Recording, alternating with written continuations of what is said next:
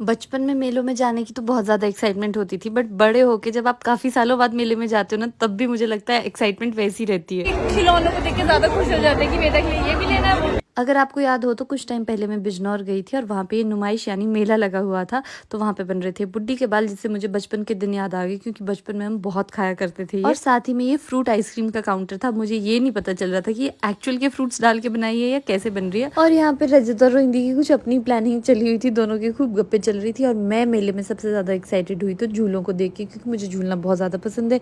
तो जितनी देर में झूले देखने लगी थी कि मुझे यहाँ पे अपने सब्सक्राइबर्स मिल गए, जबकि मुझे बिल्कुल उम्मीद नहीं थी कि यहाँ यूपी बिजनौर में कहाँ ही मेरे सब्सक्राइबर्स यहाँ हो गए। बट इनसे मिलके मुझे बहुत ज़्यादा खुशी, और इन्होंने बताया कि हमको कब से फॉलो कर रहे थे। यार बारिश लग गई है, इसलिए हम सोच रहे हैं एक्वेरियम में जाते हैं, थोड़ी देर के लिए वहाँ रहेंगे, फिर जब बारिश रुक जाएगी फिर वापस बाहर आएंगे। अब हुआ क्या कि जैसे ही हम नुमाइश में पहुंचे, थोड़ी देर में बारिश शुरू होगी। तो हमारा मन तो भरा नहीं था अभी नुमाइश से। तो हमने सोचा यहाँ पे ये जो एक्वेरियम लगा ना, इतना बड़ा एक्वेरियम था, ये बीच ग्राउंड में लगा हुआ था।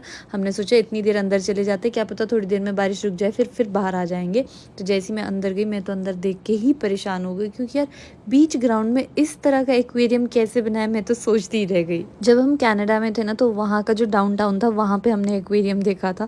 और उसके बाद मैं सोचूं यहाँ पे नुमाइश में ऐसा बना दिया इन्होंने। यहाँ पे मैं ये सोचूं इतनी कम फैसिलिटीज में भी जब इतना कुछ कर दिया, तो इंडिया में कैसे कैसे दिमाग है, क्या कुछ हो सकता है अगर उनको फैसिलिटीज मिले तो जैसे ही हम एक्वेरियम से बाहर आए, हमने देखा कि हमारा आइडिया सक्सेसफुल रहा। बाहर आते ही हमने देखा कि बारिश तो रुक गई है। फिर उसके बाद हमने घूमने का प्लान बनाया, और मैं और रजत ने तो डिसाइड किया कि हम झूला झूलने जाएंगे, क्योंकि मुझे झूला झूलने का बहुत ज्यादा शौक है। डर तो लगता है बट शौक भी बहुत ज्यादा है। तो आप स्पॉट कर सकते हो इसमें मैं और रजत कहाँ पे। मुझे तो इतना ज्यादा डर लगे जा रहा था कि मैं पूरा टाइम चीख रही थी, और रजत मजे से वीडियोस बना रहा था। तो जैसे ही हम झूले से नीचे उतरे, रोहिंदी और सार्थक जी जो हमारा वेट कर रहे थे, क्योंकि ये दोनों झूले में नहीं आए, क्योंकि ये दोनों ही डरते हैं।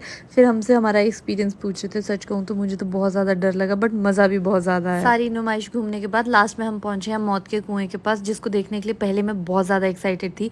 बट जब मैंने देखा ना इसमें कितना ज्यादा रिस्क इन्वॉल्व है, और ये सच में इतना ज्यादा डरावना लग रहा था, फिर मुझे लगा कि क्या ही मजबूरी रहती है ना लोगों को पैसे कमाने के लिए क्या कुछ करना पड़ता है। आप लोगों की क्या राय है, मुझे कमेंट करके जरूर बताना।